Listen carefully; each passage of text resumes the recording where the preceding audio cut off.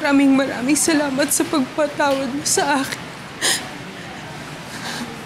Sana matutunan ko na rin patawarin ang sarili ko. Alam kong kasama mo na dyan si Jackie at ang aking apo. Maraming salamat dahil hindi niyo sila pinapabayaan at lagi niyo silang inaalagaan. Hintayin ko ang araw na makasama ko silang muli. Diyan sa langit na ihinanda niyo sa akin at sa aking pamilya na walang halong sakit at kalungkutan.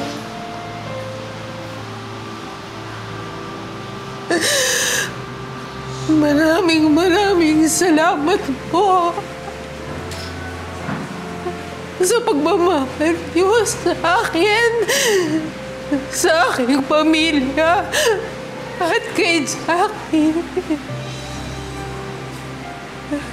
Lahat po ito ay inaalay ko sa inyo. Sa ngalan ni Jesucristo na aking Diyos at tagapagligtas.